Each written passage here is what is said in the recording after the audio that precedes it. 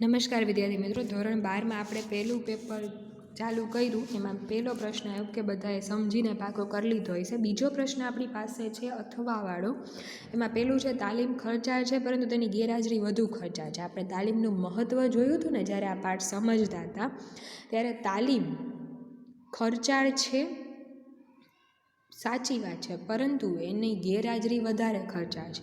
એ સંદર્ભમાં એનું મહત્ત્વ સમજાવવાનું છે કે ભાઈ, એટલે એનું મહત્ત્વ તમે દર્શાવો છો કે તાલીમ ખર્ચાળ તો છે, સાચી વાત છે, પરંતુ એનો મહત્ત્વને કારણે એની ગેરહાજરી વધારે ખર્ચાળ છે. આપણે એક પ્રશ્ન આજે સમજીએ તો પહેલાં એમાં તમારે તાલીમનો અર્થ આપવો 2 લીટીમાં, બરાબર. આટલું બધું આપણે લખીએ ન લખીએ તમારા ઉપર છે, પણ તાલીમ એટલે શું? તો કે કર્મચારીઓને તેમના કાર્યના સંદર્ભમાં આપવામાં આવતું સૈદ્ધાંતિક કે પ્રાયોગિક જ્ઞાન, કે એમાં જે તમે લેખિત સ્વરૂપમાં સિદ્ધાંતો પણ આપો છો કે આમાં આ રીતે તમારે કામ કરવાનું છે, ને પ્લસમાં પ્રેક્ટિકલી વસ્તુ તમને સમજાવવામાં પણ આવે છે.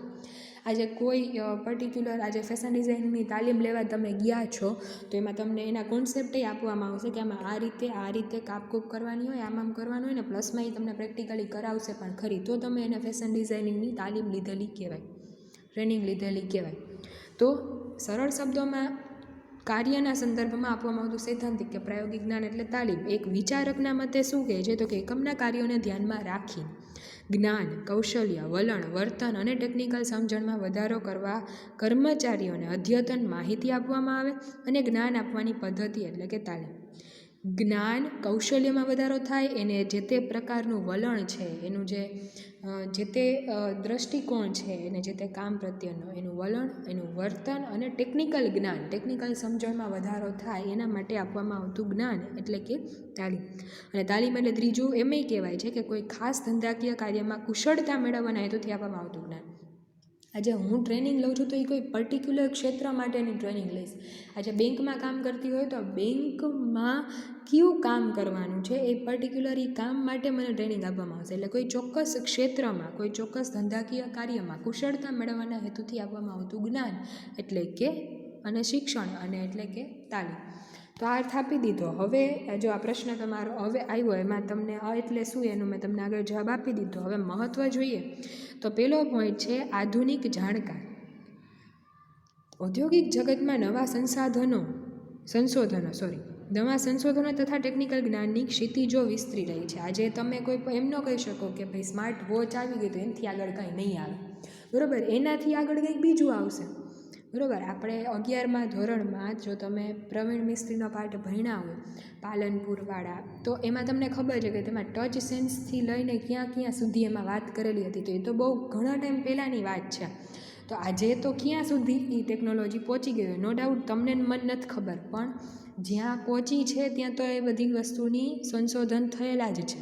એટલે સંશોધનો અને ટેકનિકલ જ્ઞાનની ક્ષિતિજો વિસ્તરી રહી છે. આ તો કોઈ પર્ટિક્યુલર એક ક્ષેત્રની વાત કરીએ, આવા બધા ક્ષેત્રોની વાત કરીએ તો તેની સાથે કદમ મિલાવવા માટે દરેક કર્મચારીઓને તાલીમ આપવી પડે. આજે હું ચોપડા લખતી હોય, અમારે કમ્પ્યુટરમાં અકાઉન્ટિંગ કરવું છે તો મારે ટેલી કે મિરેકલ કે જે કોઈ બી કમ્પ્યુટરનો સોફ્ટવેર વપરાતો હોય જે તે કંપનીમાં, એ મારે ત્યાં શીખવો જ પડે. તો આ પ્રકારે એ શીખવા માટે એ જે આપવામાં આવે એને તમે ટ્રેનિંગ કે તાલીમ કહી શકો. એટલે આધુનિક જાણકારી કદમ મિલાવવા માટે ભવિષ્યમાં શું થાય છે, એ થવાનું છે, એની સાથે તમે હાર કદમ મિલાવી શકો એની માટેની જાણકારી એટલે તાલીમમાં આપવામાં આવે. એટલે પહેલું તો કે તાલીમથી આધુનિક જાણકારી પ્રાપ્ત થાય છે. બીજું સલામતી, ખાસ કરીને યંત્રો સાથે કાર્ય કરતા કર્મચારીઓને તાલીમ દ્વારા અકસ્માતથી બચાવી શકે. આજે કોઈ મશીનરી ઉપર તમારે કામ કરવાનું છે તો એ મશીનરી ઉપર કઈ રીતે કામ કરવું એના માટેની તમને ટ્રેનિંગ આપવામાં આવે. જો ન ખબર હોય તો તમારા હાથ કપાઈ જાય કે કોઈ પણ અકસ્માત થવાની શક્યતા રહે ખરી. એટલે ત્યાં કઈ રીતે તમારે કામ કરવું એની માટે તમને પ્રેક્ટિકલ ટ્રેનિંગ આપવામાં આવે. તો આજે છે એનાથી અકસ્માતથી બચાવી શકાય છે. પ્લસમાં એ મશીનરી ઉપરથી કઈ રીતે તમે કામ કરશો તમને થાક કે કંટાળો ઓછો લાગશે, બરાબર, કે એની પાસેથી કઈ રીતે કામ તમે લઈ શકો તો એનાથી તમારે આ થાક કે કંટાળો અનુભવ્યા વગર ઉત્સાહથી કાર્ય તમે કરી શકો. બીજું એટલે સલામતી, જ્યાં તમારે યંત્રો સાથે કામ કરવાનું છે એટલે તાલીમ ત્યાં તમને સલામતી આપે છે. ત્રીજું કાર્ય સંતોષ વધે. તાલીમ દ્વારા કર્મચારીઓને જે કાર્ય અંગેની તાલીમ આપવામાં આવી હોય તેને તે જ કાર્યની કામગીરી સોંપવામાં આવે. એનાથી શું થાય તો કે એના વધુ કાર્યજુષાથી કામ કરે અને કાર્ય સંતોષની લાગે. આ મેં કીધું એમ કે મારે બેંકમાં હું જોબ કરું છું, તો બેંકમાં મારે કયા ડિપાર્ટમેન્ટમાં કામ કરવાનું છે, એ ડિપાર્ટમેન્ટમાં મારે કઈ પ્રોસેસમાં કામ કરવાનું, તો એની મને ટ્રેનિંગ આપવામાં આવે. આખા બેંકની નોલેજ મને આપવામાં નથી આવવાનું, જે પ્રોસેસમાં કામ કરવાનું છે એ પ્રોસેસની તાલીમ આપવામાં આવે. એટલે હવે જ્યારે એમના ઉપર હું કામ કરવા બેસું છું ત્યારે એ કામ હું પૂરેપૂરા કાર્ય સંતોષથી કરી શકીશ જો મને એના વિશે પૂરું ખબર હશે તો. એટલે એનાથી મને જુસ્સામાં પણ વધારો થશે કે ના મને ખબર હોય કે આવું થશે તો મારે આવું કરવાનું છે. અને બીજું તો કે કાર્ય સંતોષની લાગણી પણ અનુભવાય છે. એટલે ત્રીજું તો કે તાલીમથી કાર્ય સંતોષ વધે. ચોથું, કર્મચારી ફેરબદલી દરમાં ઘટાડો થાય. તાલીમ દ્વારા કર્મચારીઓને જ્ઞાન અને કૌશલ્યમાં વધારો થાય એટલે એ બઢતી માટે તૈયારી રીતે એને કરી શકાય. એટલે તાલીમ પામેલ કર્મચારી વધુ કાર્યદક્ષ બને તો એને વધુ આર્થિક લાભે પ્રાપ્ત થાય. તેને કારણે કર્મચારી નોકરી બદલવાનો વિચાર નહીં કરે અને એના કર્મચારી ફેરબદલી દરમાં આજે મને તાલીમ આપવામાં આવી, મારા કામમાં સરસ રીતે કામ કરી શકું છું, તો મને ભવિષ્યમાં આ કામ સરસ કરું છું એટલે મને બઢતી આપવા, પ્રમોશન આપવાની જોગવાઈ પણ થાય કે મને પ્રમોશન પણ મળે અથવા કોઈ એવા આર્થિક લાભ મળે, મારી એફિશિયન્સી કાર્યક્ષમતા વધારે હોય તો આ બેયના કારણે હું આ મારી કંપની છોડીને બીજે ક્યાંય નહીં જાઉં, કારણ કે મને જોઈએ છે એ બધું એ મળી જાય છે. તો આ કર્મચારી ફેરબદલી દરમાં ઘટાડો એ પણ એક તાલીમનું મહત્ત્વ છે કે કર્મચારી ફેરબદલી શું કામ નહીં થાય, કારણ કે મને પહેલેથી બધી મારી પ્રોસેસની ખબર છે. એટલે મારો કાર્ય સંતોષ છે એટલે મારા કાર્ય સંતોષ હોવાથી અને પ્લસમાં હું સારું કામ આપું છું કેમ કે મને બધી ખબર છે, સારું કામ આપું છું એટલે મને કદાચ પ્રમોશનય મળી શકે, આર્થિક લાભ બીજા પણ મળી શકે, તો એના કારણે હું બીજે ક્યાંય નહીં જાઉં, મને અહીંયા જ બધું મળી જાય છે. એટલે આ પણ એક મહત્ત્વ છે. પાંચમું, નફામાં વૃદ્ધિ. તાલીમ દ્વારા ઉત્પાદન અને ઉત્પાદકતામાં વધારો કરી શકાય. ઉત્પાદન એટલે કે જે તે તમે પ્રોડક્ટના 100 યુનિટનું ઉત્પાદન કરો છો તો એ તમારું ઉત્પાદન થયું, પણ 100 યુનિટ દરરોજના કેટલા એ ઉત્પાદન કેવું થાય છે, ક્વોલિટી વાઇઝ જોવાનું, અને ઉત્પાદકતા એ તમારી કેપેસિટી જે છે ઉત્પાદન કરવાની એ પણ વધે. તો તેનાથી શું થશે તો કે વસ્તુની પડતરની કિંમતમાં ઘટાડો થાય. આજે તમે કોઈ વસ્તુ બલ્કમાં લેવા જાઓ અથવા તો બલ્કમાં એના ઉપર પ્રોસેસ કરો ને ઝાઝા જથ્થામાં, તો એમાં તમારી પડતર ઓછી આવે. આજે આપણે એમ કહીએ હોલસેલમાં વસ્તુ લેવા જાઓ તો આજે તમે એક પિન લઈ આવો અને 10 પિન સાથે લઈ આવો તો તમને ભાવમાં ફેર પડે. તો એ જે ભાવમાં ફેર પડે ને એનાથી તમારી પડતર ઓછી આવશે, અને એ પડતર ઓછી આવશે એટલે તમે વેચાણ કિંમત ઓછી પણ કરી શકો. પ્લસમાં આજે 8ની પડતર આવીને હું 10માં વેચતી હોય તો મને 2 રૂપિયા નફો થાય, 7ની પડતર આવીને હું 10માં વેચું તો મને 3 રૂપિયાનો નફાનો માર્જિન મળી શકે, અથવા 7ની પડતર આવીને 9માં વેચું તો મારા ગ્રાહક વધી શકે. એટલે કોઈ પણ રીતે મારો નફામાં વૃદ્ધિ થઈ શકે. એ ક્યારે? જ્યારે તાલીમ મળેલી હોય તો હું ઉત્પાદન અને ઉત્પાદકતામાં કર્મચારીઓ વધારો કરી શકે, કારણ કે એને બધી ખબર છે કે આમાં કઈ રીતે કામ કરવું. આજે મને ખબર જ ન હોય કે આમાં કઈ રીતે મારે પ્રોડક્શન કરવાનું છે, આ મશીનરીનો ઉપયોગ કઈ રીતે કરવાનો, તો મારાથી વસ્તુ નહીં થાય, બરાબર. એટલે ઉત્પાદન અને ઉત્પાદકતામાં વધારો થાય તો એનાથી પડતરમાં ઘટાડો થાય, ને પડતરમાં ઘટાડો થાય તો નફામાં વૃદ્ધિ થઈ શકે. અંતે કંપનીનો જ ફાયદો છે. છઠ્ઠું, ખર્ચમાં ઘટાડો. હવે આ બધાના વિરોધ પાસા તમે જોઈને કહી શકો કે આ કાંઈ ન થાય તો તાલીમની ગેરહાજરી વધુ ખર્ચાળ બને કે તાલીમ ખર્ચાળ બને, બરાબર. એટલે ખર્ચમાં ઘટાડો છઠ્ઠો પોઈન્ટ જોઈએ તો તાલીમને કારણે કર્મચારીની કાર્યક્ષમતામાં વધારો થાય એટલે ઉત્પાદન વધે. આજે હું કોઈ કામ કરતી હોય અને મને તાલીમ આપવામાં આવે કે આ રીતે કરશો તો આ રીતે સરળતાથી કરી શકશો, તો હું એકલી કરતી હોય ને બદલે મને જ્યારે આ ખબર પડી તો મારાથી કામમાં વધારો થશે, હું કામમાં વધારો કરી શકીશ, ઉત્પાદનમાં વધારો કરી શકીશ. એટલે એના કારણે કાચા માલમાં પણ બગાડ ઘટ. આજે મને ખબર ન હોય કે આ વસ્તુ વેસ્ટ ન જાય એ મારે કેમ વાપરવી, અને મને આજે હું કાપડની જ વાત કરું તો કાપડ કેમ હું કટ કરું તો મારે જે વેસ્ટ છે એને પણ હું વાપરી શકું, એ નથી ખબર મને, તો બધો બગાડ જ થવાનો છે કાચા માલ. નિરીક્ષણ ખર્ચ. અને તાલીમ આપેલી હશે એટલે એ કામ પણ વ્યવસ્થિત કરશે, એટલે એની ઉપર કોઈ વ્યક્તિ રાખવો નહીં પડે કે તમે આનું ધ્યાન રાખો કે આ કામ કરે છે કે નહીં, બરાબર. એટલે નિરીક્ષણ ખર્ચમાં ઘટાડો થશે, પરિણામે ટોટલ ખર્ચમાં ઘટાડો થઈ શકે. સાતમું, કર્મચારીઓનો વિકાસ. તાલીમને કારણે કર્મચારીઓમાં જ્ઞાન વધે, આવડત વધે, હોશિયારી વધે ને કૌશલ્ય વધે.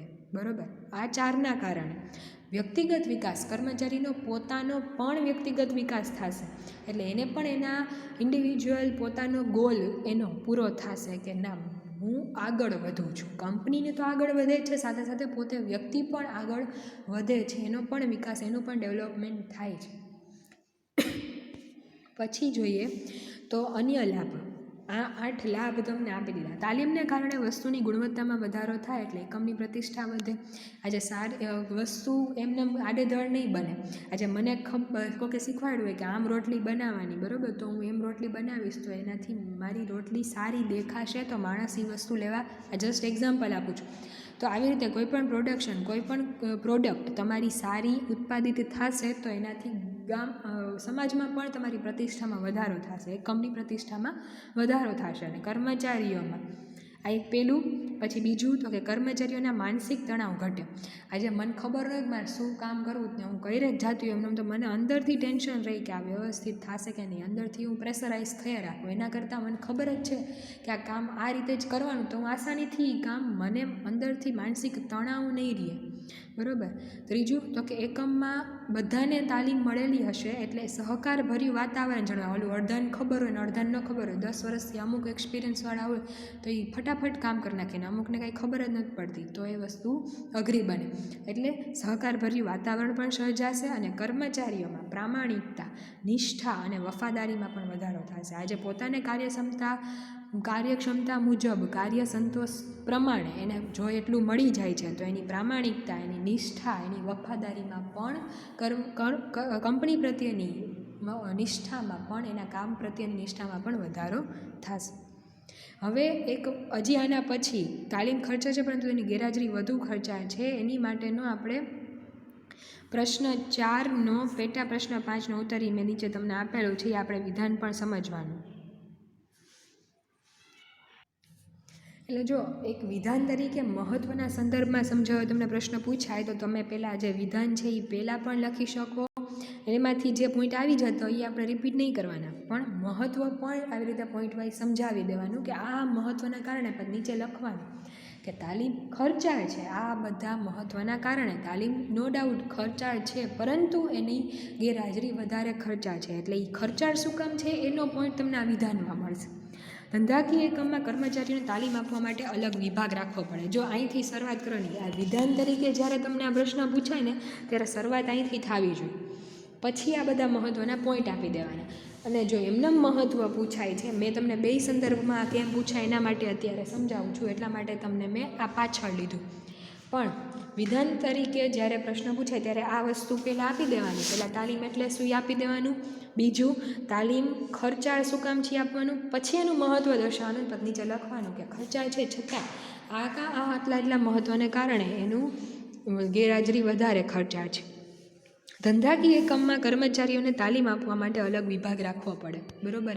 એક આખા ડિપાર્ટમેન્ટની વ્યવસ્થા કરવી પડે. ખાસ તાલીમી અધિકારીની નિમણૂક કરવી પડે. એની માટેના યંત્રો અને સાધનો ખરીદવા પડે, એને એટલા આપવા પડે. બરાબર. કામદારોને તાલીમ દરમિયાન પગાર કે સ્ટાઇપેન્ડ આપવું પડે. આજે મને ટ્રેનિંગ મળતી હોય તો મને પગાર, આજે બેંકમાં હું જોઈન થઈ ગઈ તો મને એ પ્રોસેસની ટ્રેનિંગ આપશે તો 1-2 મહિના જેટલી ટ્રેનિંગ આપશે તો એ મને ત્યાં પૈસા વગર નહીં રાખે. એને જેટલો પગાર આપવાનો થતો એટલો તો આપવો પડતો એમ. અને તાલીમ દરમિયાન કાચા માલનો પણ બગાડ થાય. આજે નો ડાઉટ કોઈ પ્રોડક્શન ડિપાર્ટમેન્ટની વાત હોય, કોઈ એવી પ્રોડક્ટનું ઉત્પાદન થતું હોય તો ત્યાં એ શીખડાવવા માટે એ કાચા માલનો પણ બગાડ થાય. આ રીતે તાલીમનું કાર્ય વધારે ખર્ચાળ છે.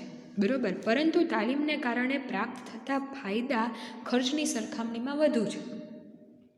જ્યારે તમે ફાયદાની વાત કરો તો ખર્ચ જે થાય છે એની સરખામણીમાં ફાયદા એના વધારે છે. એટલે તાલીમને ખર્ચ ન ગણતા મૂડીરોકાણ ગણવું જોઈએ. આ એક વિધાન પણ પૂછાઈ શકે કે તાલીમને ખર્ચ ન ગણતા મૂડીરોકાણ પણ ગણવું જોઈએ. વિધાન સમજાવો તો પણ આ તમારે વસ્તુ લખવાની થાય. તો એની માટે આજે આપણે મહત્ત્વ સમજાને એ આખું આટલામાં એને સમજાવી દીધું છે કે તાલીમ આપવાથી ઉત્પાદનમાં અને કાર્યક્ષમતામાં વધારો થાય, અકસ્માતોને જોખમો ઘટે, બગાડ અને સમારકામ ખર્ચમાં ઘટાડો થાય. શું કામ આપણે આગળ જોયું છતાં ઉત્પાદનમાં વધારો થાય. આપણે સમજ્યા કે આ કાર્યક્ષમતા એની વધશે એટલે ઉત્પાદન વધશે.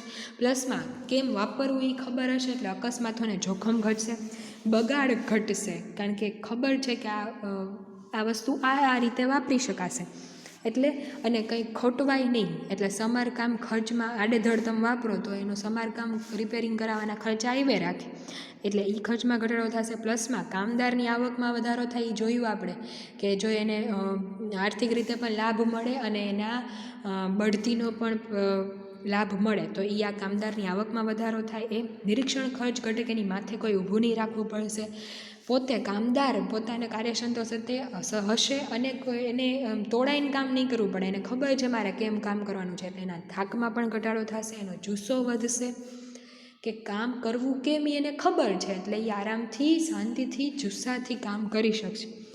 બઢતી અને બદલીમાં પણ સરળતા રહે છે તેમજ મજૂર ફેરબદલી દરમાં ઘટાડો થાય છે. આખા જેટલું મહત્ત્વ જોયું એટલામાં એને આવી ગયું એટલે મહત્ત્વ લખવાનું, પછી આ પોઈન્ટ આખો લખી નાખવાનો. પહેલાં ખર્ચાળ છે શું કામ એ લખી નાખ્યું, મૂડીરોકાણ ગણવું જોઈએ એ લખી નાખ્યું, પછી એનું મહત્ત્વ નીચે મુજબ છે એ આખા મહત્ત્વના પોઈન્ટ લખી નાખ્યા, પછી આ લીટી લખી નાખી અને નીચે કહી દેવાનું. નીચે આથી કહી શકાય કે તાલીમ ખર્ચાળ છે પરંતુ તેની ગેરહાજરી વધુ ખર્ચાળ છે. તો આ રીતે આખો પ્રશ્ન પૂછાય તો 5 માર્કમાં આ રીતે તમારે લખવાનું થાય. આજે અહીંયા સુધી એક પ્રશ્ન રાખીએ છીએ અને પછીનું નેક્સ્ટમાં જોશું. આઈ હોપ કે તમે પાકું કરી લેજો. Thank you. સમજીને કરશો તો આરામથી થઈ જશે.